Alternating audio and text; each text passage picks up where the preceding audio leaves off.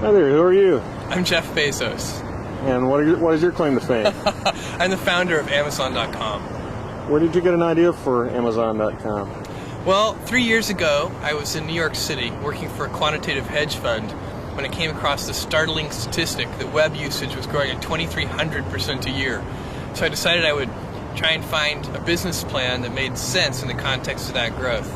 And I picked books as the first best product to sell online, which making a list of like 20 different products that you might be able to sell.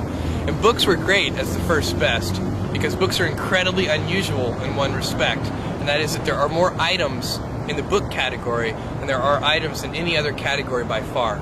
Music is number 2. There are about 200,000 active music CDs at any given time. But in the book space, there are more than 3 million different books worldwide active and in print at any given time across all languages. More than 1.5 million in English alone.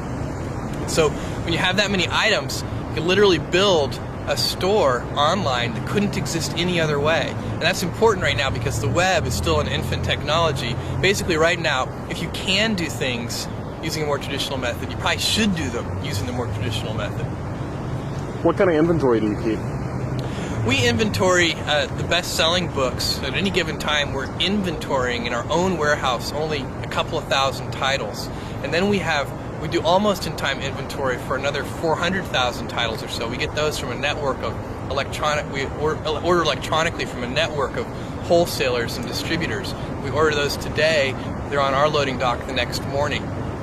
Then for another 1.1 million titles, we get those directly from 20,000 different publishers, and those can take a couple of weeks to get. And then there are 1 million out-of-print books in our catalog. We have a catalog of 2.5 million books altogether.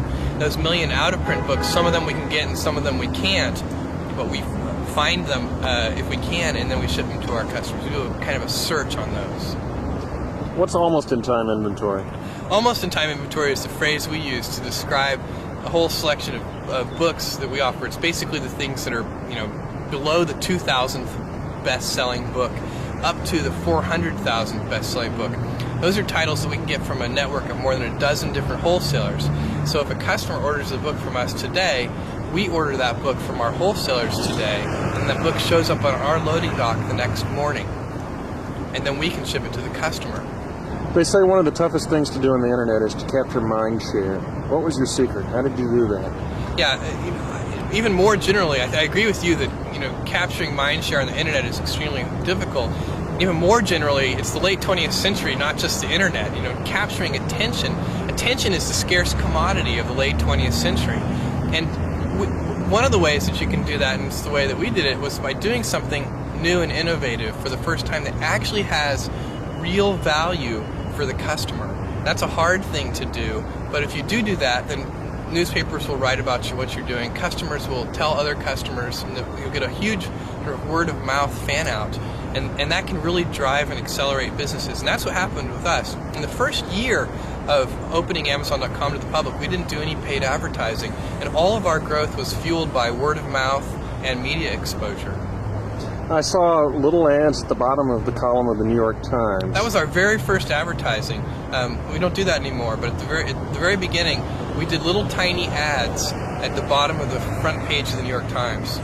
I thought that was very clever. It's sort of using a URL as a macro, because I read... That it expands. We're a bookstore, click here. Right. That's a great way to think of it. And it worked very well, apparently. I don't know, the problem with that kind of advertising is it's extremely difficult to track. Put a different URL for every... That's the problem, is that you want people to start to learn your URL, so you don't want to actually use a different one. And it's very easy. One of the great things about online ads, we do advertising today in maybe 40 different, on different websites. We do banner ads.